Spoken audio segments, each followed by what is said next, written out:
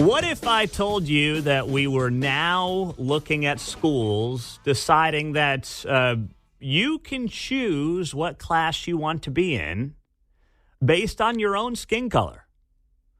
Well, that's happening. And it's happening in Evanston, Illinois. I saw this report from News Nation last night. And first, before we get to the story itself, Evanston, Illinois is super woke.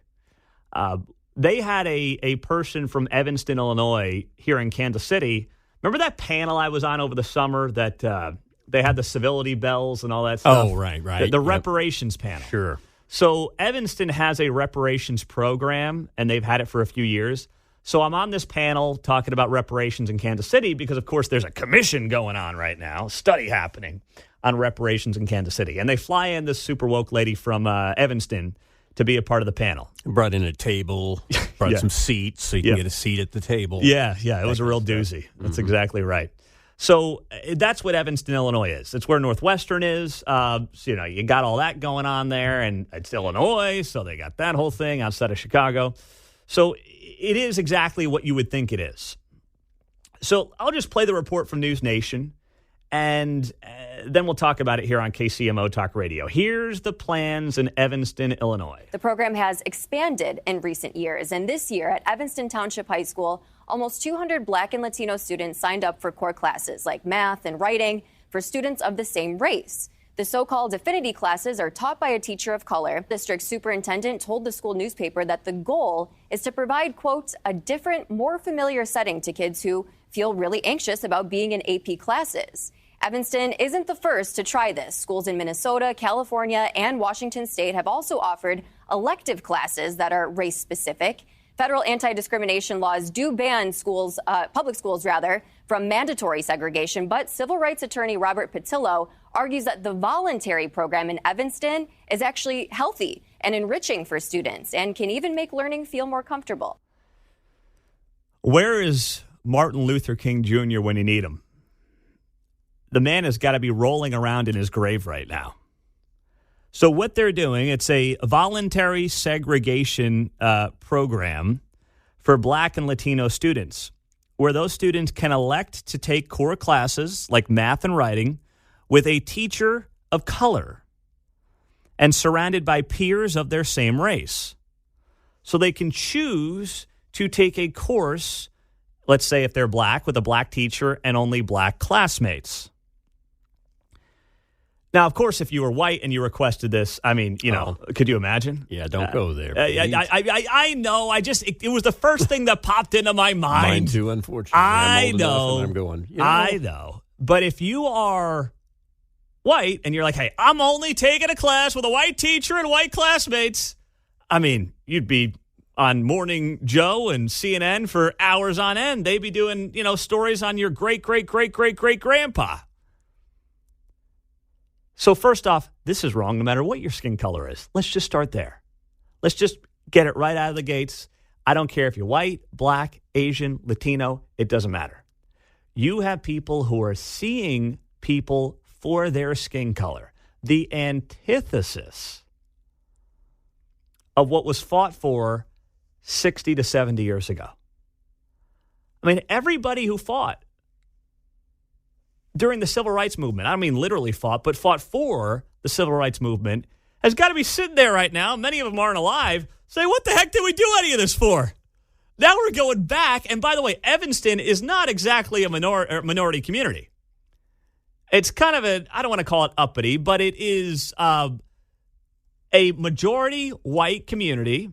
I know our guy Ray Stevens, who comes from Chicago, our midday guy here on KCMO, he knows all about it. He could probably talk more about it later. But it's a majority white community. It's only 15% Black. It's actually grown in terms of Asian population the last 10 years or so. I was looking at the census this morning. That's what it is. Yet they're the ones who are kind of rolling this out. So Robert Patillo is the civil rights attorney who was interviewed by News Nation for this. He's a supporter of this ridiculousness. And here's what he told News Nation yesterday on why this is a good idea to separate kids based on skin color in the classroom. You have to be able to balance both the educational aspects of it with the social educational aspects and bringing more children together and not trying to separate them out. And specifically, Wait, what? Can't even say specific. Not try to separate them out. Dude, that's exactly what the program does. Trying to keep them apart, Pete, not separate them. How dare you? I just can't get over the stupidity. Yeah, we got to worry about the educational and the social aspect, and we can't really, separate them out. This is exactly what the program does. It separates them out. There's something wrong with them. Just is unbelievable. not preaching division and superiority or inferiority that we also often saw previously. Great spokesperson. Yeah, I'm sorry. I'm getting stupider. Makes your head hurt, I can tell. Yeah, I'm getting dumber here listening to it. Promoting division. Dude, this is by definition promoting division. Saying that if you are a certain skin color, you can then go out there and join whatever class you want based on your skin color. And you can demand a teacher that is the same skin color as you. That's problematic in many respects. I would say, where's the diversity? Although people now to say, where's the diversity? There's no diversity in that. None. Right? None whatsoever. None Although, at all. I admit I sometimes let a diversity slip. Okay, where you're saying that one group is just racially or religiously or ethnically superior or better to other groups. We're all equal. We're all the same, but we're just learning in different ways. And that does not make us different. It just simply means that these are the methodologies that are best for these particular groups. We're not different. We're all the same. We just learn in different ways. This is the guy, Robert Patillo, who's apparently a civil rights attorney. I mean, even the Reverend's like, whoa, this guy. Show some RESPICT. Even Sharpton's like, I don't know about that guy. Robert Patillo, civil rights attorney on News Nation, defending it. And he says there at the very end, right? You hear him at the end. He goes, we're all the same. We're not different. By definition, you are creating and you are encouraging people to be viewed at and to view themselves as nothing more than their skin color. That's what you're doing here. 913-408-7957. That's our text line and our studio line here on KCMO Talk Radio. And this is one of those things where, I mean, even if you're multiracial, what do you do for someone who's half black and half white? I thought about that too. Can they be in the all black class or no? Like what percentage do you have to be? All these different possibilities, John. I mean, we are a melting pot here in America. I know they want to view us as white, black, Asian, Latino, but we are a melting pot in this country. I just wonder what qualifies you as black to these people. I was thinking more practically. I'm like, and do you have enough teachers of each of these two? Right. If we're having trouble hiring, right? Finding and hiring is what I'm trying to say, teachers.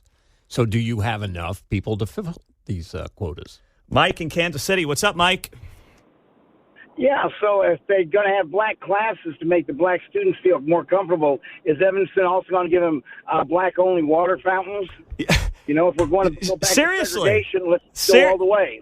Seriously. I mean, where does it end? Yeah. Where it sounds ridiculous, but you bring up a great point, Mike. Where does it end and how does it end?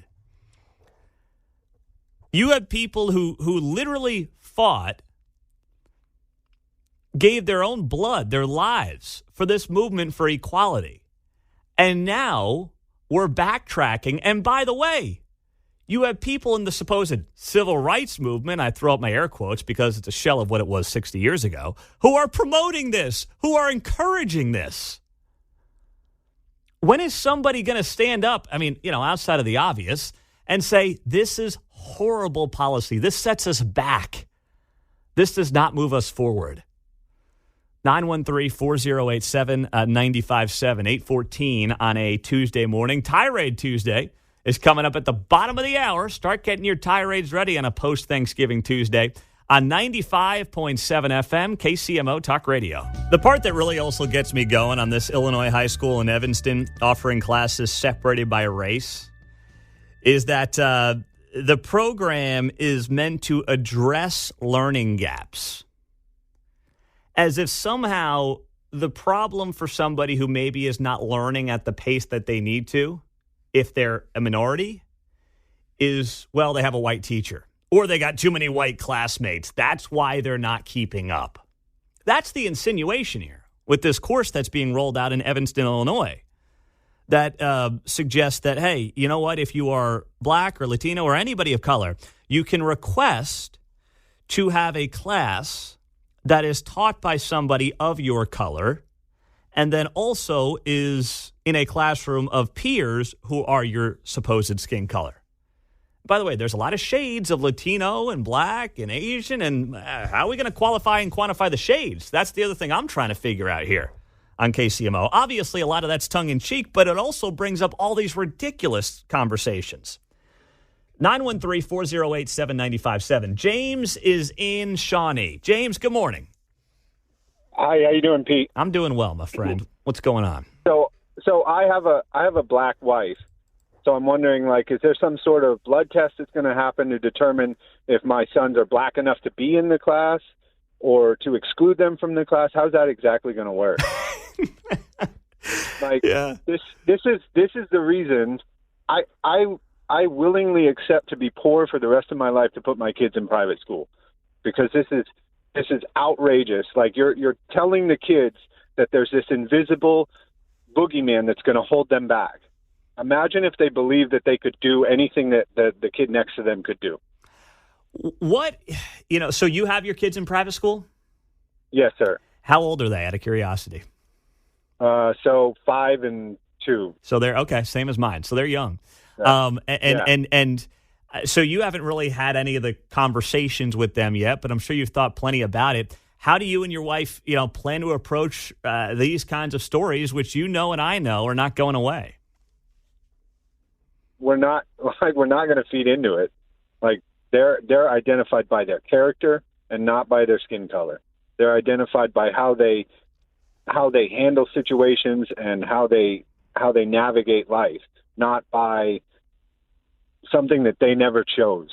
And that's where we're at right now. Obviously, we have to deal with situations as they come, but we're not going to raise them with some narrative of you have to be careful because the world's out to get you. We're going to raise them with the narrative of you're capable, you can do anything you set your mind to. Yeah. God bless you there, James. That's a great line. I'm willing to be poor the rest of my life. And by the way, wouldn't it be great if the state of Kansas allowed you to use your own tax dollars for the school of your choice? Wouldn't that be nice? Amen. That would help. Maybe by the time they're in elementary school, they'll get their act together there in Topeka. That'd be a nice start.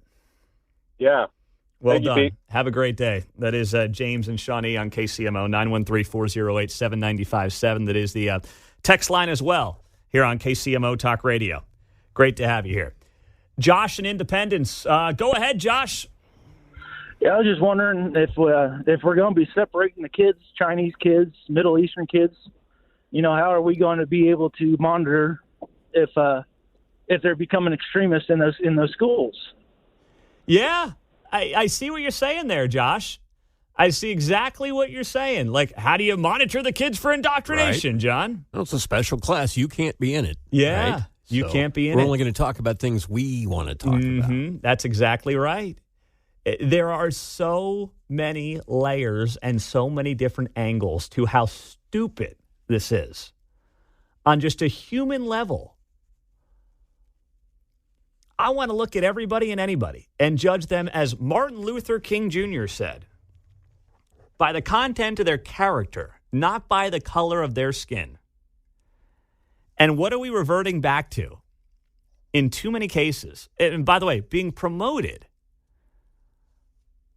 by many people who claim that they are, on the right side of history.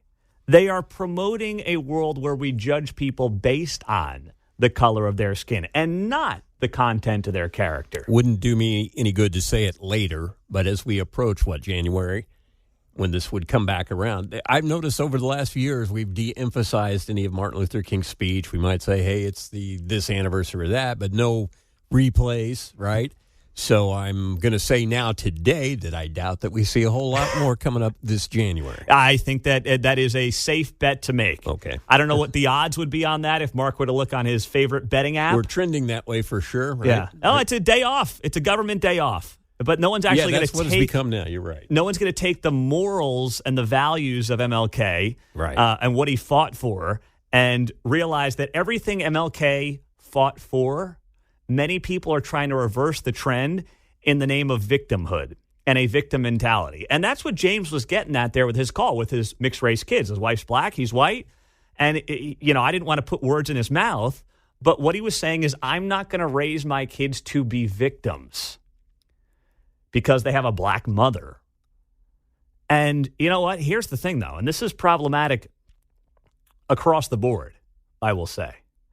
The victim mentality is alive and well. And I know we can sit there and say it's mostly maybe, one ideology that likes the victim mentality more, but I'm seeing a lot of victim mentalities there with people that I might otherwise have something in common with when it comes to worldview. But you hear a lot of people who are out there claiming that they're the victims as well. And it's just permeating across all political backgrounds, across all racial backgrounds, socioeconomic backgrounds. All of that comes into the equation. Bob in Belton, what do you got for me, Bob? Good morning. Good morning. Hey, I just wanted to know if my kids self-identify as a minority, can they get into easier classes, get better grades, and then get a scholarship with less effort? Hey, Bob, it's 2023, brother. I can't tell you what you want to be and what you are. I just have to accept whatever you claim to be. That's the world we live in. My boss asked me if I was, missing a lot of work. I said, no, I've been here every day. Sometimes you can't see me because I'm invisible. I self-identify as transparent now.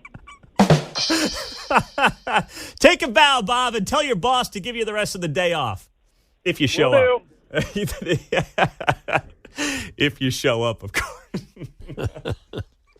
I identify as what do you say? Transparent. Transparent. Yeah, Transparent. That's good.